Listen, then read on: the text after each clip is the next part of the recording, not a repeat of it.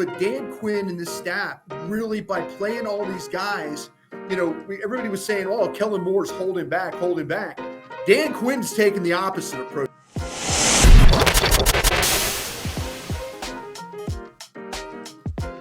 All right, so first up, B, I'm gonna come straight shooting right at you here.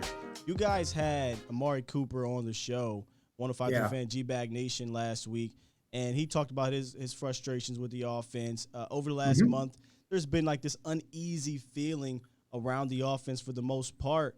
Dak wouldn't call it a slump, right? But I think he acknowledged it needed to be better. Well, they came out against this Washington football team, and they seemed to be deliberate about attacking everything that we question. What were some of those things that you saw this offense do in this game? Yeah, Sky, I think the most important, Amari being on with us, that you kind of had an idea, he's on with us on Thursday. He'd seen the game plan on Wednesday for their first practice. So maybe he had an idea that, maybe they were going to try and do a little bit more with him and get involved. This is the first time I think in a long time that Amari Cooper was actually healthy. And, when I'm talking about physically and then dealing with the COVID stuff, he was on with us a couple of times. I know everybody listens to that. He was coughing still, probably didn't have his wind, all those things. I mean, some of these players, when they come back from COVID, it takes them a little time to get going. Heck, I think that, if you look at you'll go around the league, these guys that have, tried to come back and that they've kind of been like, it's been tough. I mean, it's just takes them a couple of games, but I think Amari had an idea that, that he was going to get the football in this game. I think that they did a good job of really getting the ball, not only to him, but really using the whole offense, and I think they're a little bit more stable right now with Dak Prescott and his comfort with Connor Williams playing at left guard. And I was one of those that really was screaming that, that you need to try Connor McGovern at left guard. I mean, and the team kind of thought that the penalties were enough and all that and stuff. And talking to people that know the quarterback very well, his comfort level with Connor Williams is really, really strong. And not that he has anything against Connor McGovern.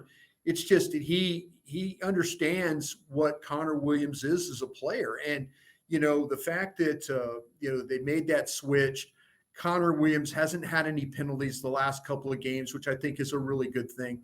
But once they get back to left tackle, then things I think will even more improve. And I think with Dak, it was a lack of confidence, maybe in himself a little bit, but also what was going on in front of him. And then you look at the wide receivers, they did a better job of finishing in this game, with the receptions down the field. CeeDee Lamb had a couple where had a 14-yard one, then right back next play is a 22-yard catch, tough catches and stuff like that. Yeah. So that to me where, Kellen Moore, maybe he was struggling a little bit with that. The thing you got to know about Kellen Moore is that, and I've kind of been talking about this, Kellen Moore is a play caller. And so when you ask Kellen Moore, what's his scheme, I don't think he necessarily can tell you what his scheme is. I think, coaches like to say we're multiple and we'll attack you different ways. And we like to run the ball and we like to have balance. But if you go to Kellen Moore and ask him, okay, you're struggling right now as a play caller. The offense is struggling. Give me the 4 or 5 plays you can run. You could get 4 or 5 yards of carry running the ball and another 8 to 10 yards throwing the football. Give me those 4 plays. And I don't know if necessarily Kellen Moore has that in his arsenal. I mean, he could probably say, well, I could call this, I could call that. The really great play callers that I've been around, the Andy Reeds, the John Grudens, those types of guys that have, they've been really, really good. When they get bad, they know that they can go and call these 2 or 3 plays, and then things start to kind of work better for them. So I don't think Kellen had that. And, but it came down to, the football team was really compromised in a lot of areas. And, the defense has been taking advantage. Dan Quinn, when a team is compromised on the other side, we've seen the defense attack compromised teams. And I don't think that Kellen Moore really was attacking compromised secondaries. I mean, I look at the Giants game a couple of weeks ago, and they're down, they've got, they're missing corners but you don't see the ball going down the field. You don't see the slants. You don't see the in routes. You don't see now, maybe there were some drops and stuff along the way that kind of hurt some things. Sure. But man, it just didn't seem like that they were in any type of rhythm, and the play caller wasn't in a rhythm. The quarterback wasn't in a rhythm. He didn't have a lot of confidence in what was going on in front of him, and the receivers were fighting the football on the outside. And then now, they really weren't running the football as well as they need. But I think the last couple of weeks, you've seen them come back to some things. Maybe they found something, handing the ball to Pollard on the outside. We saw some more of the pin and pull stuff and things like that. So, at least there were some things in my mind when I was sitting there watching the game that I felt like they were going the right direction with. Yeah, I noticed the same thing you noticed about Kellen Moore. He doesn't seem to attack anyone, and I've actually used your phrase. He's a collector of plays as opposed to a guy that has a scheme to fall on. And people thought I came up with that. I said, no. Bryan Broaddus. I heard Broaddus say that pregame, and it all just clicked to me because it does feel that way. I wanted to get back to the offensive line. You talked about with Connor McGovern and Connor Williams switch. I noticed the last two games with Connor Williams in the ballgame, they're doing a lot more pulls. They're getting him outside. They're attacking outside. Is that something that McGovern just struggled with too much for them to keep him in there? Yeah, it is, Guy. That's the thing about it was that to me, when they were asking Connor McGovern to physically do something that he's not capable of doing. And you can't run an offense where you're saying, to me, when you watch the way the Cowboys play,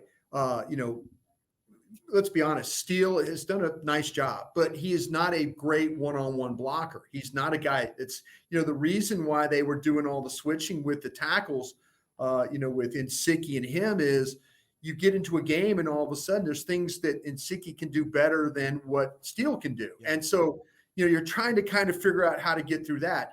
Well, running the football with Connor Williams is different than running it with McGovern. McGovern can't get to the second level as well. And you see that when you played against teams that had really good inside linebackers. Denver had really good inside linebackers. The Raiders had a really good inside linebacker. It just, luckily for the Cowboys, they had to play against Cole Holcomb for the football team, good inside linebacker. Those guys are going to make every single tackle if you don't get the center or the guard up on those linebackers. They're going to run. They're going to flow. It's like when you don't block Micah Parsons or when teams don't block Leighton Vander Esch to a point. Leighton Vander Esch is capable of getting over and making a play if you don't block him. And I think that's the biggest difference right now is that the outside game is really good because what happens is we talk about pin guys down. When you pin, you don't have to sit there and blow somebody off the ball. It's what the word is. You pin them with your body. You make that defender have to go through you. And by the time the defender gets up the field, the ball is already to the outside. So now you don't have to worry about that defender. Now you get everybody inside sealed off. And the thing that Connor Williams does better than what Connor McGovern was doing was that when they reached hard to the right and Connor Williams was on the backside and he's going up, okay, if the ball cuts behind Broaddus at center because there's nothing going on front side, then you got Connor Williams is up on that linebacker and he's got in the linebacker's way and the linebacker tries to adjust back and there's got a body on him. Now the ball comes behind him and then you have success running the ball. You didn't have that before. The linebacker was able to adjust back and make the play. So they closed that hole off. And that's the great thing about when you do have a guy like Connor Williams, that he is able to get his head across the defender. Now, It's not pretty. It's maybe tackling the guy. Maybe it's clipping the guy. There's a lot of things that goes on in Connor Williams games that's not pretty. But if he gets just enough of that guy and they don't call it, the ball is going to go in behind him or go next to him, and then you're going to have that 4, 5, 6 yard gain like we've seen when he's been in the game. Yeah, there seems to be a confidence level now. But from you said with Dak, with Connor there. He does, yeah. The whole thing, let me just real quick, I'm sorry to interrupt you on this, but the whole thing with, talking to people with Dak that know Dak well is that, again, it's nothing against Connor McGovern. It's just that he knows, and his words is, hey, Connor Williams is a dog. And a dog, I mean in a good way, not a dog like he's lazy or not doing anything, just laying around. He's a dog like if something happens to him, like what happened to him in the football team game where he gets knocked out of bounds and Lyle Collins is over there punching people and Zeke's over there pushing people. Dak knows that when Connor Williams has got his back, if something happens to him in the game, Connor Williams is going to, and even Zach Martin said it a little bit himself. He says there's a little bit of a dirtbag element to Connor Williams' game, and I think he appreciates that. And I think everybody on that offensive line, it's not pretty, but that dirtbag element, the whole trip and clip guys, they play a long time in this league, and I think Connor Williams has figured out how to be whole trip and clip guy. I kind of appreciate now that he's back in the lineup. Those holding penalties, maybe you were saving Dak Prescott from getting hit hard. So I'm okay with dealing with a few penalties if it means I'm going to get an improved run game and an improved passing game. Now, I have a theory, and I think I heard you talk about this as well, that Kellen Moore at home and Kellen Moore on the road is a completely different person. And I think we have enough evidence now, right, Bryan, where we can say that with confidence. And that's why I think getting the second or first seed is extremely important. Look how he's calling these games at home. It's different. Yeah, it is. And, and it might go back to his upbringing with Scott Linehan and then also Jason Garrett. What was Jason Garrett's mantra? It was like, play tight, hang on, find a way to win it in the fourth quarter. And, the quarterback, to his point too, he's good on the road. They win games, but he is a different level quarterback when you play at home. Go look at the yards per attempt, even in the losses to Denver and the loss to the Raiders. Throwing that thing. He is a different quarterback playing at home. And to me, you don't need the former scout telling you, oh, you need home games in the playoffs. Right. No, I'm not being that guy. But I'm saying it means more to these guys. It really, really does. And the numbers prove that. Everybody's into this analytics. They're all into numbers and how they all work and stuff like that. You just look at the numbers. The production on the road and the production at home are just remarkably different. So home games will mean so much to you in the playoffs. You get the 1 or the 2 seed, you get those extra games. That could be the difference between you going home or staying home or going to the Super Bowl this year. Yeah, I just because just the way the OC calls the game and just the way that the quarterback plays the game. Yeah. I think the biggest analytics, if you want to say that, in regards to home and away is the red zone. And Sunday Night Football loves to point that out. They're second in the league in red zone efficiency at home, 30th on the road. Cowboys Nation, you want the Cowboys to play at home with that first or second seed. Well, and the crowd, Mike McCarthy talked about this postgame, and he even talked about it yesterday in his media availability, how much he thought the crowd was involved in the game and stuff like that. Trust me, as a longtime resident, 20-year season ticket holder of the Cowboys, I've seen this crowd in certain games, really, really amp it up. I thought the crowd was good the other night, but if McCarthy thinks that crowd's good, wait till he gets a playoff game here. This crowd will find a way. I've been to game 7s with the Dallas Stars hockey team where the crowd was amazing. I've been to game 5 in the NBA Finals with a crowd against the Miami Heat, and that whole thing in 2011. What that Lions Dallas, the Dallas crowd can bring it when it's on the line. They can absolutely bring it, and that's with McCarthy saying, "Oh, it was a good crowd." I'm like, yeah, it was a good crowd, but I trust me, I've seen this crowd better, and I think this weekend against Arizona, and then also too, when you get into the playoffs, you get a couple of home games in this playoff, that will be a huge, huge difference for this football team. If you get that crowd behind this defense, that is an equalizer to an explosive offense. They can be loud. They absolutely can. Yeah. So the offense was fantastic on Sunday, but the defense continues to keep taking the ball away and pressuring quarterbacks at a high clip, and it's now operating at full strength. DeMarcus Lawrence, Micah, right? Randy, right? Neville. How impressive has this unit been under Dan Quinn to you? And is this a championship type of feel you're getting from them?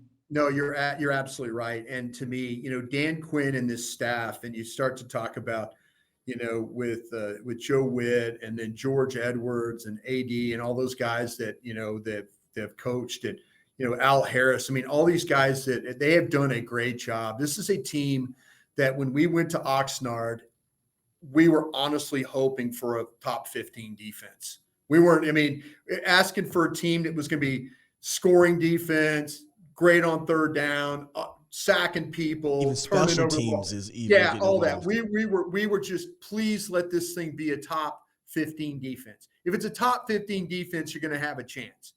This defense has carried this team really the last 6 weeks. I mean, I know the offense got it going, but what Dan Quinn and this staff has done is by playing so many different guys, and the old coach speak is always like, oh, we're going to put guys in position to make plays. And you kind of roll your It's eyes and cliche, say, but he's great, it's doing coach it. speak. They believe it. They really, really do. And for them to have the vision coming in and saying, we're going to play safeties at linebacker, we're going to linebackers at defensive end. They've adapted along the way, and it's made it a better defensive unit. It just has. It just, you look at these guys now and you're like, Tank Lawrence has never had a Micah Parsons on his team. He's never had a Randy Gregory full-time on his team. He's never had this Neville Gallimore or Osa Odighizuwa or, any Dorrance Armstrong playing at a high level, Basham, Diggs, Curse. He's never had this. Playing well. Yeah, he's never had this. I mean, it's always been double team, triple team, all this stuff. But Dan Quinn and the staff really, by playing all these guys, everybody was saying, oh, Kellen Moore's holding back. Dan Quinn's taking the opposite approach. Dan Quinn's like, I haven't seen cover all the defensive linemen and blitz Micah Parsons and let him have to take on a back one-on-one. He goes, Dan Quinn's showing you stuff that if he's holding back stuff, he's not holding back anything. He's attacking these offenses. I mean, Bobby Belt, who works with us now at 105.3, Bobby had a stat that offenses now are averaging right at 2 minutes and 30 seconds of possession time against this defense. Jeez. That's best in the league. So if they're getting off the field, they're number one in third down conversion rate. Exactly. See, so that's, to me, that's where this whole thing is, that as long as this defense, not one time have I heard anybody over there complain about the offense struggling. It's like, oh, you're going to throw an interception late in the game. Oh, you're going to fumble the ball late in the game. Oh, you're not going to drive the ball late in the game. We'll go get a stop. Not one time have I ever heard anybody point a finger and say, hey, the offense isn't doing there. It was Amari Cooper that stood there and said, hey, we've got to do our part to help this defense. And I think everybody over there realizes that. The staff realizes that. The players have bought into that.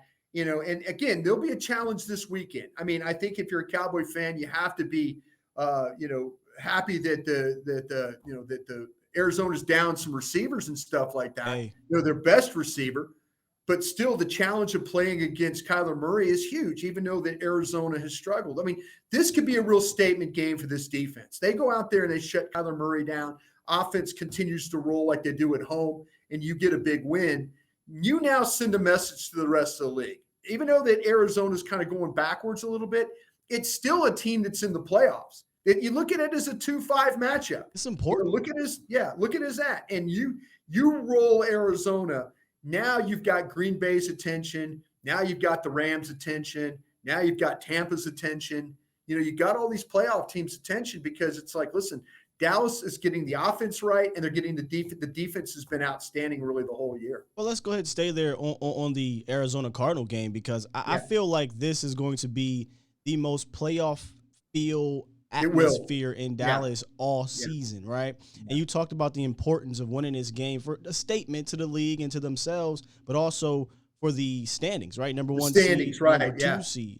So they're going up against this dynamo of a quarterback who's been struggling a little bit, right? Dak went through his struggles, and Kyler's now going through his struggles. There's no D-Hop. I don't think anyone's going to feel bad about it because that's the league, right?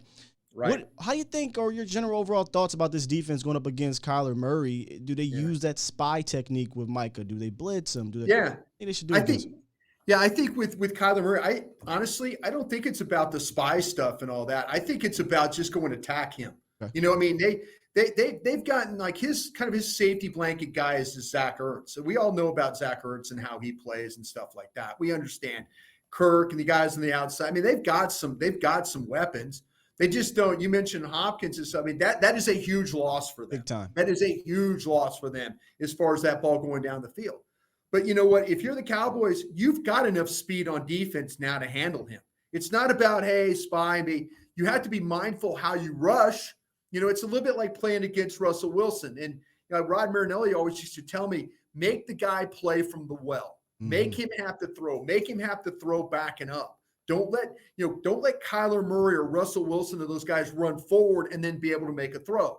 That's where they can kill you, or they can run the ball. So to me, they've got enough speed on defense. They've got enough speed at the ends. They've got enough speed with Osen guys inside at the defensive tackle spot.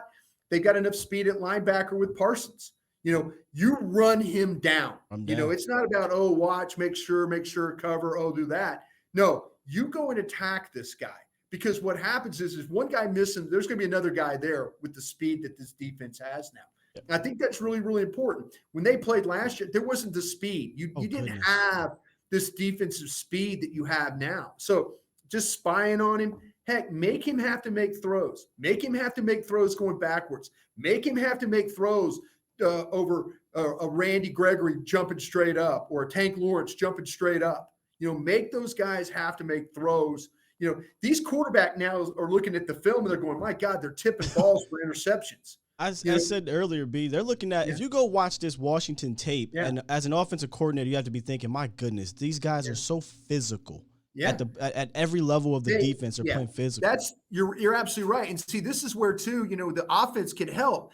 Put points on Arizona. Stay in the aggressive mode. The up-tempo stuff. They're talking about fastball. Fastball was a carryover from Jason Garrett, and that's what the term he used for no huddle. Amari Cooper's telling us when we're meeting with him about how if you play up tempo, that you have these receivers know how to line up and run routes out of that.